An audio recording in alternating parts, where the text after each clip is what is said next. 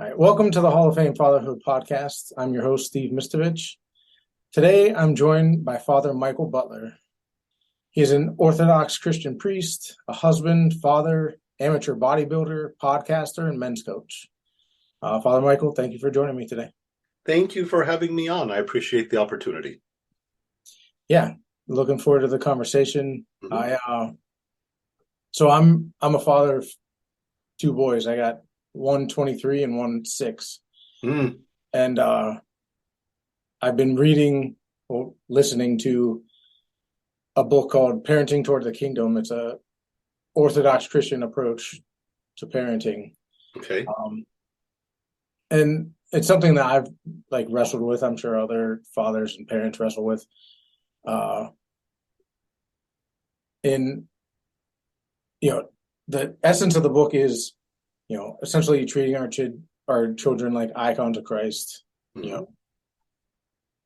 Having setting the terms and limits, but not essentially crushing their spirit.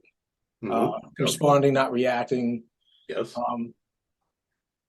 Is that a general Orthodox approach, or is this coming out of something secular? What are your thoughts on? Honestly, and full disclosure, I have not read the book. I have plenty of other stuff that I'm reading right now, and I don't have a lot of time for extraneous reading. So I'm sorry, I don't know about it to give a very specific answer. The advice sounds like simple, good common sense. I mean, of course, it's very Orthodox to see people as icons of Christ. So I can see that. But for the other advice, no, it sounds like just good parenting advice. And I'm the father of two boys myself, 32 and 29. So yeah, that's the experience that I bring to the table. Okay. Yeah, I just know it's something I wrestled with in relation to Proverbs 13, talking about he who spares the rod, hates his son. And that's something I've kind of gone back and forth with, wrestled with in my mind, like I said, and just interested to get your perspective.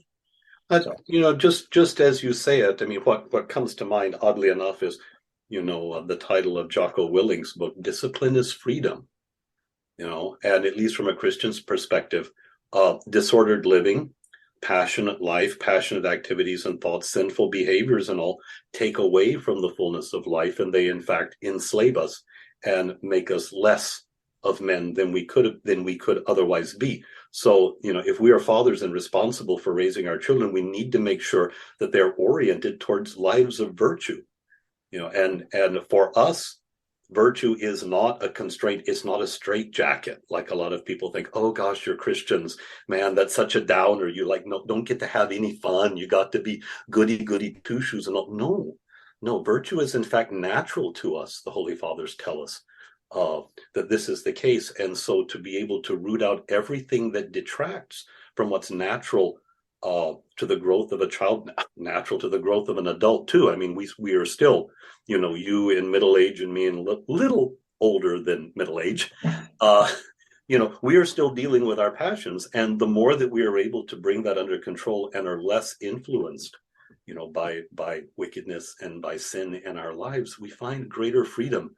And in that freedom, we find meaning and purpose. We find success. We find gratitude, in our lives. And it's a wonderful thing. So inculcating virtue in our children is necessary. And if that means curbing them, then that's what we need to do. And part of it, so long as it's born out of love. I mean, yeah, granted, experience is a great teacher, but you would hope that your child doesn't have to touch the hot stove for himself. It'd be well if he could learn, no, we don't do that because you'll get burned. And so, yeah, we do have to set parameters on our children, but it's done out of love and out of concern. We want them to grow up and be the best that they can be. And that's where, appropriate discipline, bleeds over into inappropriate discipline, and where we become abusive, to our children. If we discipline our children out of love and to correct them, that's one thing. But when we become reactive and act out of anger or things like that, then clearly we've crossed the line. Yeah. And I hope anyone, who is a parent who is watching and realizes that he has crossed that line with his kids, he needs to apologize for that. I found that was a very, very important thing for my children. Whenever I did, once they got old enough to realize, was it, and to have sort of a moral conscience to say, you were wrong to do this, but I got really angry and I overreacted and I did this, and that was wrong of me, and I need to say I'm sorry to you.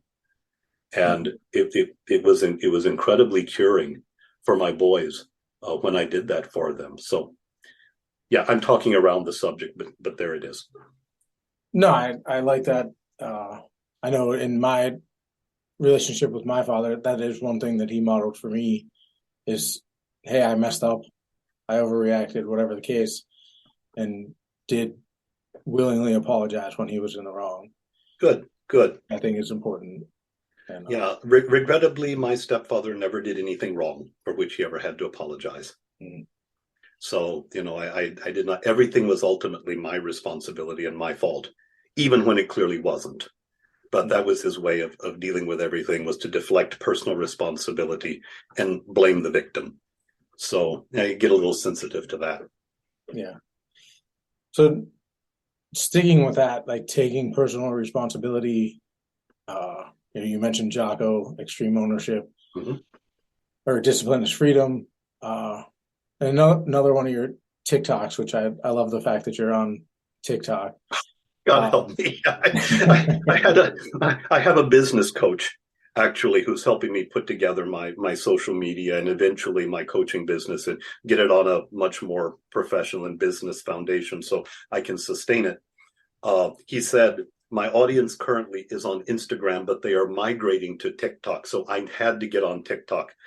Personally, I found it Sodom and Gomorrah when I went on, and it's taken months before whatever black magic algorithm it is that's behind TikTok is quit putting horrible things on my feed. It's been a trial, but yes, I am on TikTok. And one of those clips you mentioned a quote from Matthew McConaughey. Where is it? Where he says, my hero is me 10 years from now. Mm-hmm. And how do you tell a man to take responsibility and, aim to be your hero 10 years from now, without it being egotistical and, self-aggrandizement? Oh, it definitely can. And there is where character, and for those of us, my audience is not exclusively Christian. In fact, I think largely it's probably not. It's a very secular audience that I'm speaking to there. But we will be, whatever it is that we aim for, if we are Christian, then we need to be grounded in Christ. Christ is the cornerstone, as St. Paul says, or he is the foundation stone, for the rest of our life. So as we keep Christ as the foundation and the cornerstone of everything else in our life should fit together and be laid out square the way it's supposed to be. So I don't see an opposition in trying to be the best man that I possibly can and seek the trajectory of my life in a way that I find most fulfilling, so long as it's not, explicitly sinful or goes against the gospel. Christ gives us a huge amount of freedom that way. And so long as we walk in faith, I think we'll be okay. Just, let your life be God-pleasing, but that doesn't mean that you have to go be a priest or you have to go be a monk. I think, you can be an excellent accountant. You can, if you have the right mindset, you can push a broom and at the same time sweep the paths in the Garden of Eden. If you have your heart right, you can do that. So long as it's honorable and clean work, you can do that and honor God. But to be your hero 10 years from now, who do you want to be? Find a way to get in touch with what it is that I think there's a Venn diagram out there somewhere, what your talents are and your heart's desire and the world's needs, and they all come together. And that's where you can be optimally effective. And I think there can be a real calling here, but there's a great deal of variety in what it is that we can do as men. And so simply pursuing that, though, if we're grounded in Christ, then it'll have a blessing. I think that's it. And again, even if it looks very secular, Because what are we called to do as men? We're called traditionally, there are like four things. We're to procreate, protect, provide, and preside. And part of that providing, this is where we have to actually go out and work so that we can support our wife and our children and do that. It's fundamentally creating value in the world. And part of being a man is to create value. See, boys consume more than they produce. They're dependent, right? Mm-hmm. Men are supposed to produce more than we consume so that we have more things. We can not only take care of our needs, but we have more than enough to give to our family or back to the community. So any way that you can add value, create value, and provide for other people, I think is fundamental to what it means to be a mature man.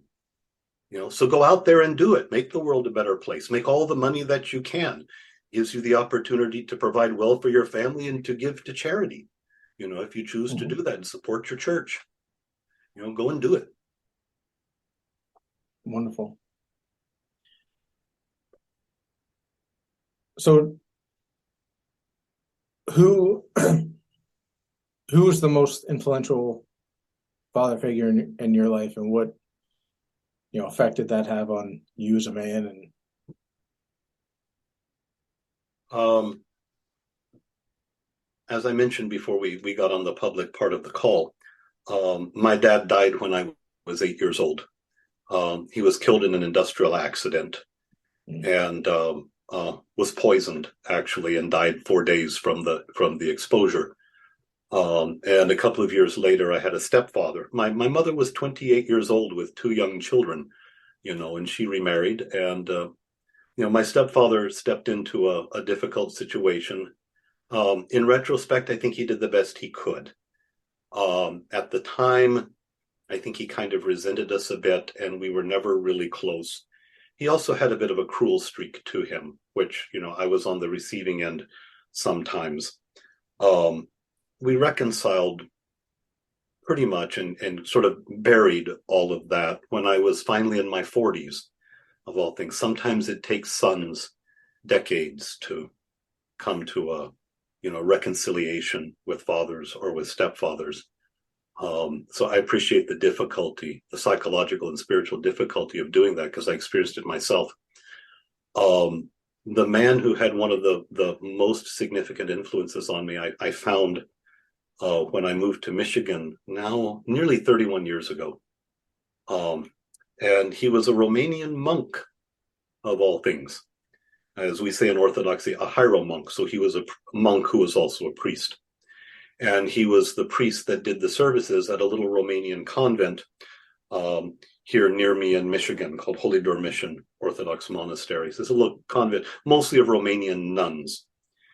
And Father Roman spent 11 years in communist prisons in Romania, 5 years in one of the worst prisons. In fact, Stalin sent people to study what they were doing at Pitești prison to Father Roman so that they could make the Soviet system more efficient. It was that horrific. Wow. So he was 5 years in Pitești, let out for a little while, rearrested, and then forced into slave labor to dig the Black Sea Canal. And he bore physical wounds on his body from being beaten by the soldiers and all. And the effect of that in his later years really did make him holy. And he was my spiritual father. I went to him for confession and advice, and he was my spiritual father for 23 years. He saved my soul. He got me through very difficult times early in my priesthood when I thought I was going crazy. He was always kind, and in his later years, I do believe he attained sanctity. I think he was a saint. In fact, I'm not the only one. I'm not just being nostalgic and romantical about it. The last time I went to see him, he died of prostate cancer about 8-9 years ago. And one of the nuns wheeled him into a wheelchair into the little chapel. And he started talking. I went to him with some questions. And he started talking. He told me 3 stories of his life when he was younger in Romania. And at the end, he said, "Father Michael, I am tired. Tell the sisters, please, to take me back to my room." This is, "Yes, Father, I do that." So the sister came and wheeled him out. And after he left the chapel, I sat there dumbfounded. The man had answered the 3 questions I went to him to ask. I never voiced them, but the stories he told me were the answers to my questions. So I went to the abbess of the monastery. I said, Mother Gabriela, Father Roman told me what I needed to hear before I even asked him. And she says, oh, Father Michael, he's doing that for everybody nowadays. So that's the way he was. And clearly clairvoyant at the end, and really quite holy, but always joyful, always patient with me, always very accepting, firm when I mucked it up, because he did hear my confession, and I got it with both barrels when, when I had really mucked something up and knew better. But that was the most significant father figure I think that I've had in my life, and I keep oops. Yes, he's here. My icon corner is right here next to me. So that's Father Roman, one of the best pictures I have of him. And, as we say in Orthodoxy, may we be worthy of his prayers. So I believe he resides in heaven. So that's the father in my life. And he left orphans, thousands. Lots of priests came to confess to Father Roman from states around, even Canadian provinces, because I'm here in Michigan. And even from the Canadian provinces, I would go to the monastery to serve one of the services, and there would be visiting clergy and people from all over the country that come to confess to him. So he left many, many orphans. Forgive me, I could go on and on. I got Father Roman stories, this many. So I should probably give you back the conversation and get on with it. No, that's great. It's so like what I'm hearing is like, obviously as a priest and stuff, you have that name of father, but it almost sense like you mentioned before we got on the call, like an energy of being a father. Like he just had that about him. Like, you tell younger guys, like, affirm younger guys than you, help them. Like, what is that energy that men are searching for? You give back. What I'm seeing in all of the young men that are coming to Christ at his church nowadays. Yeah, there is a real, they call it the father wound. And, Robert Bly, 30 years ago in Iron John was calling it the father wound. Later ones were calling it a father hunger. John Eldridge made reference to it in Wild at Heart. It's sort of been a mainstay of men's work, and it came back up in conversation just last week again, and it was brought home to me with even greater force. And in my own work, the way I've sort of approached it is a lot of younger men are looking for Dad 2.0, because a lot of the younger men whom I deal with are usually in their late 20s. These are college age to about 32. They tend to be single, not all of them, but they tend to be single men. And they're stuck right at the point where they need to leave off late adolescence and move into early adulthood. And for some reason, they can't make the jump.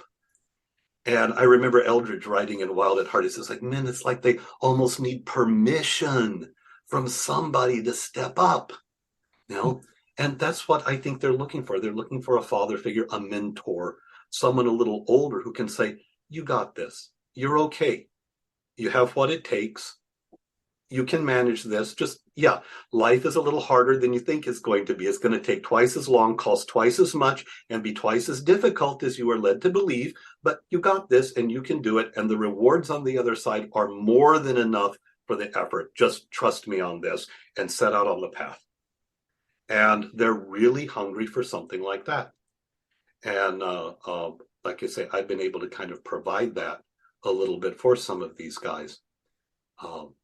And it's, even though, I know your audience tends to be married and a little bit older. I remember when I was a new dad, Jeremy, my firstborn, was, when he was newborn, I didn't like him at all. First of all, my dear wife, we read the book, what is it? What to expect when you're expecting? Yeah, I think that's it. Yeah, it is. it's been like 33 years since I read the book. I'm surprised I remember the title. So we sort of knew here what to expect. Mm-hmm. But my wife had a really bad bout of postpartum depression, and I was not prepared for that. And I resented my boy because he had taken my wife from me and done this terrible thing, and she was hurting and withdrew, and I didn't understand, and I withdrew, and we did this and just pulled apart.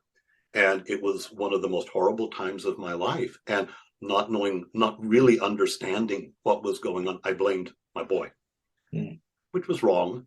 And I eventually realized what I was doing, and I got over it, and all. But even for, for younger men to know you've got this, if you've got a 6-year-old, you're not that far away from the sleepless nights and, Yeah. the colicky babies and, taking the 2 a.m. feeding or sitting up from 2 to 5 when you've got to go to work at 7 in the morning and stuff like that. And you think, my God, what kind of, this is somewhere between purgatory and hell, and I don't know how to get out of it or how anybody survives. Yeah. And we do. We get through it. And once you do, you sort of sit up a little straighter and say, man, I made of better stuff than I thought I was. But when you're stuck in the middle of it, a good word of encouragement, or, a little word of advice, or even just some sympathy, man, I've been there and I've done that twice. I know where you're coming from. This too shall pass. Mm-hmm. And even if, for your audience that may be a little younger, what you were referencing earlier is I've had a couple or three conversations with rather young men, like college age, 22, 23-year-old guys, and they say, oh, it's well enough for you, Father Michael, to talk about fatherhood because you're 62, and even your eyebrows are going gray now. So you're an old man. But, here I am, I'm 22. How can I be a father? And I said, no, don't think like that. Mm-hmm. That a word of encouragement, a word of advice, or just, a pat on the back for some 17-year-old kid. Man, you played that video game so well, or that's a sweet riff on the guitar you've got there, or look how you tricked out your ride, or whatever it is that they're into. If you can say a word of affirmation or encouragement to any man younger than yourself, I think this is kind of fathering energy. It's a matter of encouragement and lifting up, of recognizing the value in somebody else. And that's really hard sometimes for men, for younger men to do. And even for, I won't say, I'll say for all men, because I can see for myself, when I'm in the gym and there is some young buck who comes in and can, look at the weights and put on muscle, whereas I'm struggling, for years to build up just a minimal amount of muscle for myself. It would be real easy to be jealous of that, and, to resent him. And I don't. I'm by and large, I'm beyond that. I say, man, look at some big broad guy said, "Are you the one blocking the sun today?" Or that was a really impressive lift, or keep at it, and someday you'll be big and strong like me, or anything, just anything. And you find out they're okay people, but they appreciate the compliment, they appreciate the encouragement, and that somebody sees them and acknowledges the good that they do. And I think that's a lot of it for men. We need to be seen by someone older or more experienced, or that we can respect, and to be seen by them and blessed in what we're doing is extraordinary. If you follow Robert Moore's king, magician, warrior, lover kind of archetypal psychology, this is king energy at its best. Is the king who sees all of the people in the royal court, who bestows blessing, who bestows awards, who acknowledges people. And it's less, the court seeing the king, and it's more the king beholding his court and honoring them and recognizing them and lifting them up. And you don't have to be old to do that.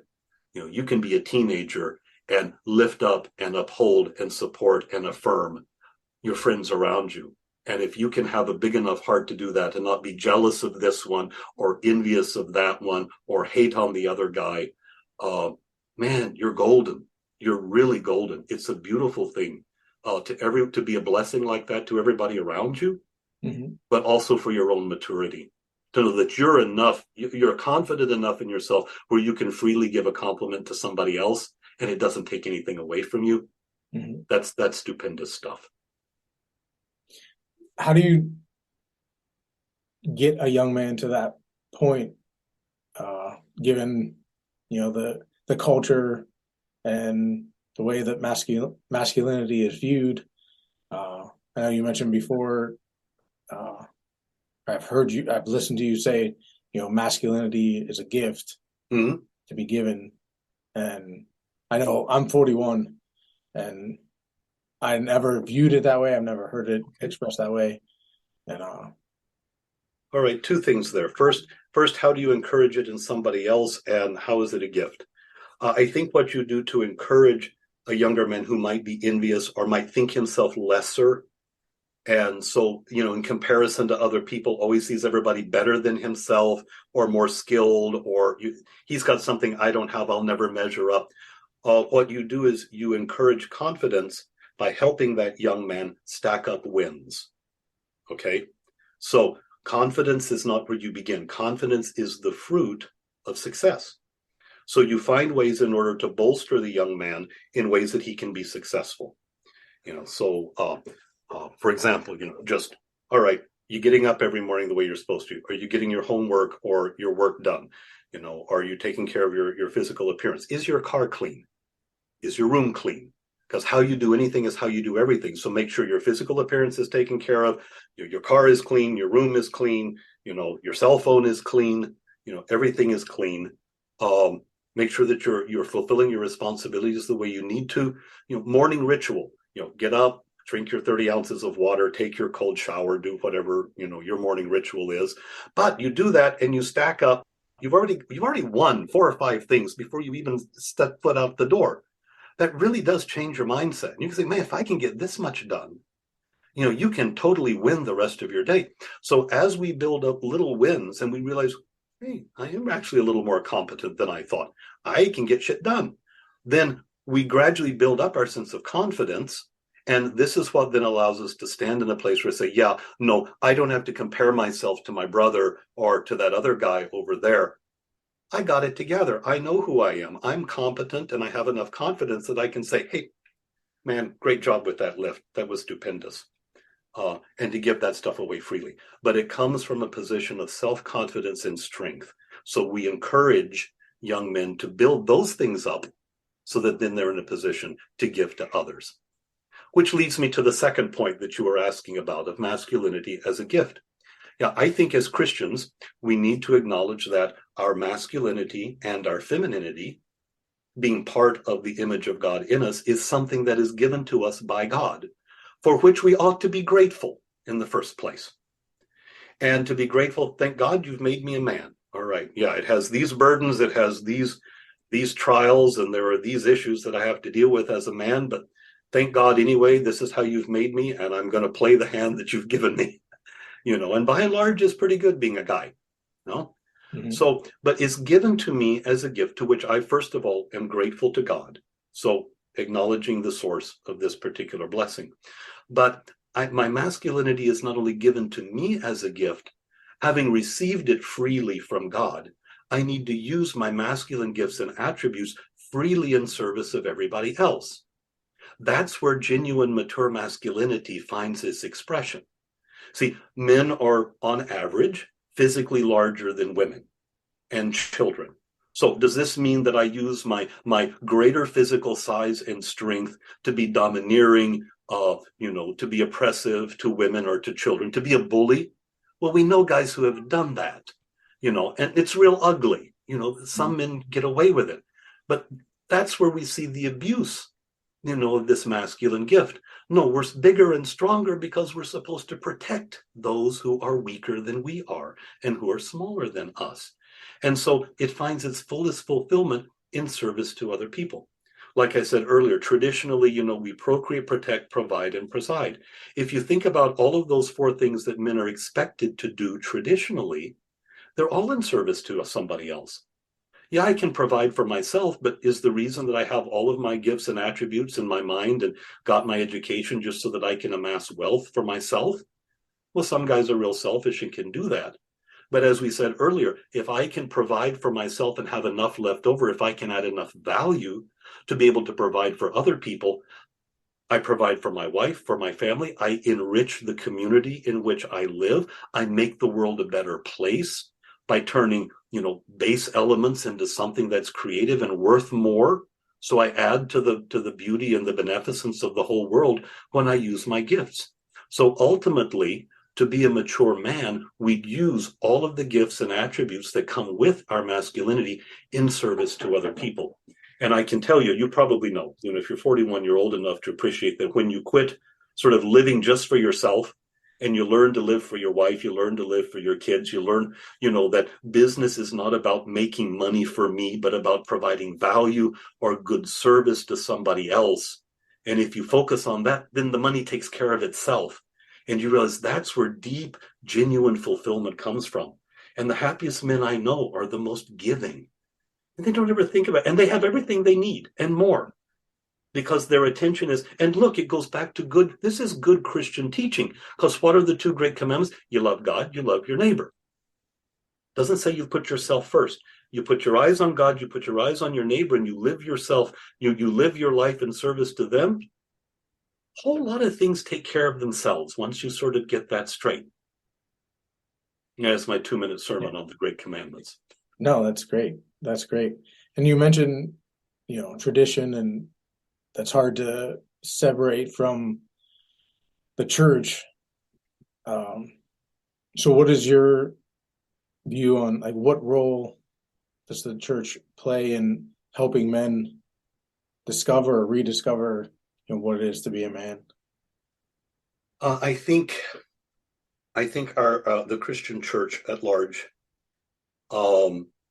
has an intuitive sense, if not an explicitly stated position, that there are objective characteristics of masculinity and femininity, and that these are hardwired into us biologically, like with a Y chromosome, and if you check for what equipment you have between your legs, this will give you an idea too. Mm-hmm. But, brain structure, women have twice the corpus callosum that connects the two hemispheres of the brain. This is why women can multitask and men cannot, and why they're much better at relationships than we are. Okay, but men have that place in the back of their heads for spatial recognition and this and and this and that. There's certain mathematical things that are just come much more easily to men than they do to women. There are real objective differences between the sexes, and there are things that are hardwired into us. And just like there are things hardwired into nature, which in the Catholic Church and even in the Orthodox we call natural law, that's Thomas Aquinas, Summa Theologia Prima, the second part of the first part chapters, questions in 89 to 94 or something like that, are all about natural law. But, in natural law are things like no one has to teach us that taking innocent human life is wrong. We know that intuitively. We don't need to deduce it or work out a syllogism to get it. We know it's wrong. We know that men live in society. We can't, babies are helpless. So we need at least the community of a family in order to support the young. There are things that are self-evident, which, regrettably, with some of the help of modern society, some of those things aren't as evident anymore, or we've managed to subvert them in a way that they're not so clear to people. And so simply the moral teaching of the church, the support of a loving community of people, as well as the objective teaching of the gospel on how rightly to live our lives. And it's not just sort of blind commandment following because God said it, I'm going to do it, but because God says it because this makes for optimal human flourishing. When we live according to the gospel, we're happy, our families are happy, the society is happy, we all work together, and everybody flourishes in a way that they don't if we violate the commandments of Christ. And so ultimately the church can teach us ways that are optimal for my personal life and for my family life and for social life as well. And I think it's been proven, in every generation. And if you belong to a decent Christian congregation, you see it around you, with other people in the church right there, and and you see when it works well. And it's not a matter of causation, but there is clear correlations that people who are faithful and devout and go to church regularly, especially if dads go to church, this is a real interesting thing, but especially if the dad is a devout, observant Christian, the likelihood that the children will be devout, observant Christians is much higher. There's reduced incidence of divorce, of drug abuse, of deviant or criminal behavior. There's, children succeed more in school. They tend to be overall happier. There's just a huge number of benefits, which shows, again, not that being Christian causes these things necessarily, but people who follow the gospel tend also to do the other sorts of things that make for optimal human flourishing. So that, I think, is the role of the church. In doing this, provide a place where people can genuinely worship God, where you can establish a good community of people who can share life together and be good examples to each other. We are close enough to where you're comfortable with telling your buddies' kids, hey, knock it off, when right. they're acting out, or where your buddy can say to your kids, that was good boy, that was very well done. I'm glad you did that. I'm glad you said that, and they can all be lifting each other up. With and with the changes going on in society, everything's in upheaval. Mm-hmm. How do you see the church transforming or evolving so it stays a integral piece Contemporary, meaningful, and relevant? Yeah. Yeah, that's always a real tricky question. I think growth in the church in response to the world tends to be a little slow. The Orthodox Church is very traditional, very conservative, and very slow to move. And yet, in the 38 years that I've been Orthodox, I've seen extraordinary change in some respects. I think the difference is that growth, which is organic and slow and hard to quantify, directed by the Holy Spirit in response to the world, rather than imposed by us or reactive changes, tend to go better, and they tend to be borne out and affirmed because they do work and they do help people to lead Christian lives rather than simply flitting after the currents of the day. I wrote somewhere, it's one of the first things in a published thing I wrote, this goes back, probably nearly 40 years. I had occasion to say the only thing more pathetic than a church in step with the times is a church 5 minutes behind the times, panting to catch up. And we see some churches trying to keep up with the world, and they are hemorrhaging members. If you're Catholic, you said you're Catholic, I am Orthodox. Refugees from mainline congregations are a common occurrence in my experience, too, because people look for, and even the younger people, especially the younger men that are coming to the Orthodox Church these days, they're looking for stability, they're looking for structure. They're looking for truth with a capital T. They're tired of a relativistic world. They're tired of being told they're the source of all the problems in the world. And they just want a place where they know that things aren't going to change all the time. And, from the outside, I know Orthodoxy sometimes has a reputation of being like the Marines of Christianity. If you want real hardcore Christianity, you can find it in the Orthodox Church. So some of them come with this kind of almost militant mentality. We call them the Ortho Bros. Catholics call them rad trads. Yeah. You know who they are. You have rad trads. And I found out even in Calvinist Reformed churches, they have the same phenomenon too. They call them cage stage Christians. I haven't heard that one. Yeah, cage stage, because they should be locked in a cage until they're over that stage of their life because they're so damned obnoxious. So, so the point is that, sort of that angry youth, hardcore, militantly apologetic and pugnacious and wanting to fight all the time. It's not a uniquely Catholic or Orthodox or Reformed thing. It's just a stage that a lot of young men go through, that they're full of piss and vinegar and they're tired of the world and they need somebody to be angry at, and they need to fight. And so, if you get them, calm them down, help them further their conversion a little more, and get them through that sort of angry young man phase, and they typically turn out okay. It's just sometimes, it takes a lot of patience to put up with that sometimes. Yeah. Yeah. So we're coming up on time, so got two more questions. Sure. One, I know it's very interesting and awesome to see that you are an amateur bodybuilder. You're Yeah. still doing it at 62. Yeah. Just tell us what got you into that and what keeps you doing that. Yeah, I'm a real late bloomer, on that one. Like too many things in my life, I waited way too long to start it up. This will age me, but I don't know. You tell me this.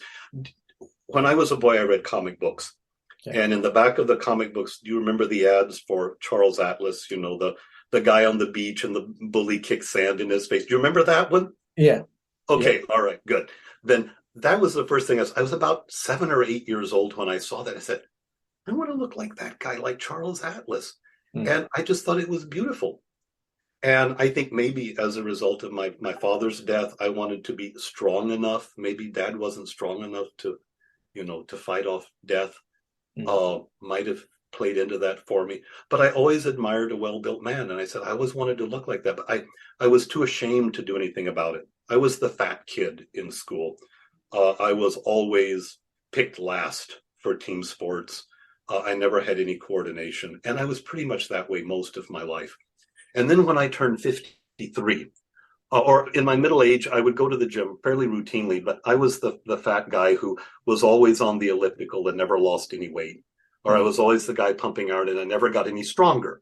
So, clearly something wasn't working here, but I never really kind of figured it out. And finally, when I was 53, I got mad enough at myself. I regretted not getting in shape when I was 20, 30, 40, and 50. I want to regret something else when I'm 60. And so I hired one of those 12-week online transformation coaches. And actually, it was my diet. I just wasn't eating enough protein, really. And suddenly the muscles started going on, the fat started coming off, and it was wonderful. And I said, how far can I take this? And I sort of like a challenge and a deadline. So I found a local bodybuilding contest, and they have a category called men's physique, where you can wear board shorts, from waist till nearly your knees. Okay. And I thought, I think I could possibly wear something like that. And so I got in men's physique, and I just said, please, I just don't want to be last. I was 5th out of 6 for my first show. I lost 40 pounds. I went from a 40 to a 32-inch waist, and I went from 23 to 8% body fat. I saw my abs for the first time in my life, and I says, this is really great.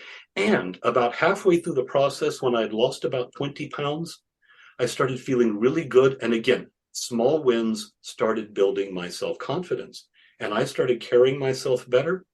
And the women in my congregation quit giving me so much shit, and I started getting more respect from the men. And I had no idea that would be a byproduct of it. And it was astonishing to me. Had I known that, I might have done this decades ago and saved myself a lot of grief. But I started when I did, and then I fell in love with the process. So I've competed 11 times. I finally started winning. I think my last 4 or 5 shows I won my class. Just geezer class, we call it grandmasters, but it's geezers. And so that's fine, because I can't compete with the young bucks. But I'm training now. I'll get on stage again in June at a local Michigan state level show. And I'm going to nationals in Pittsburgh in September in hopes of earning my pro card. So I'll compete in the 60 and over category, and we'll see what happens. That's awesome. And like I say, it's one of the ways I process my own stuff. I slay my own demons in the gym. And for me, it's kind of an ascetical practice. It's almost a spiritual practice as well as a physical one. Mm-hmm. So, it just helps my mood and everything else. It's just become a part of my life now, so I do it. No, that's awesome. I only live 45 minutes from Pittsburgh, so maybe I'll come to that show and Oh, there you go. take your Yeah. hand. But yeah, good luck with all that. I Thank think you. that's awesome. One last question I always ask guests is, how would you define a Hall of Fame father? How would I define a Hall of Fame father? Ooh, that's a good question. Um, I suppose a Hall of Fame father would be one um, who is seriously engaged in his own inner work, that who is always a learner and always a striver, always seeking to be the best man that he can be. So, even if he's just begun on the journey, so long as he's consistent, who gets back up every time he falls down. That's a famous saying from the Desert Fathers. Someone asked one of the monks, "What do you do in the monastery all day?" And he says, "We fall down and get up, we fall down and get up, we fall down and we get up again." So long as you don't stay prostrate when you get knocked down, you get back up and stay in the fight, you're going to do well. But so long as you're working on your own life, you'll always be improving, always striving to become the best man that you can be. That is one of the best examples I think you can give to your children, and also for your spouse as well. When a woman sees that her man is genuinely trying to improve himself, to overcome his weaknesses, to become a better provider, even a better lover, to become a better father, to provide more efficiently for the family, or to optimize time with the children, or in any of the innumerable ways that fathers need to show up for their families.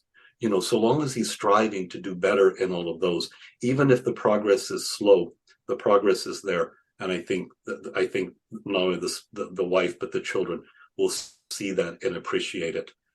I've seen far too many dads who are defeated, far too many men who give up, and it's the saddest families that you can see. And so again, I think a lot can be said for, like what we said earlier in our conversation: encouragement, encouragement, encouragement. Men need the company of other men. So yeah, you can be a father by yourself, but my God, if you've got the support and the witness and and the backing of some other good fathers who always have your six, who are willing to not only encourage you when things are tough, but also take you aside and say, "Hey, you're really mucking this up, and you need to stop what you're doing and think about this and the effect this is having on your kids." If you can find other men like that in your life, man, you'll be golden. You'll be golden. Don't try doing it alone, right? And a lot of men are really lonely nowadays and have difficulty reaching out. I don't care where you find it. You can find it at the gym, at the sports, at the arena where you shoot hoops, or with a men's group. Ideally at your church, so at least you share your faith, with other men. That would be ideal. But a man who knows that he's at his best, who's always striving to be his best, and who has other men who have his back.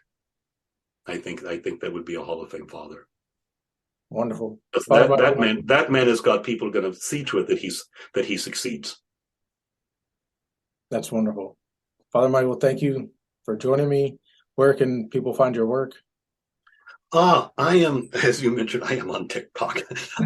Not my proudest media. I post the same information to Instagram, which is much more palatable. My social media handle is Average to Alpha, AVG numeral 2 Alpha, ALPHA. And you can find me on Facebook, longer stuff on YouTube. I have some more substantive material on YouTube, Instagram, and TikTok under Average to Alpha. So there's where I am. And if you find me on Instagram or YouTube and want a personal message, I can get back to you that way. I can't really respond personally on TikTok. So I'd suggest Instagram or YouTube. I will link that all in the show notes. Again, thank you for joining me today. Thank you for the invitation. This has been really swell. I hope that the things we've talked about have been a benefit to your audience. And again, the fundamental thing I've been after, for years, is just to help men become the best men that they can be. And if I've done that in even a little small way for your audience, then it's been a good conversation. Agreed. Thank you. All right. Thank you, sir, and God bless.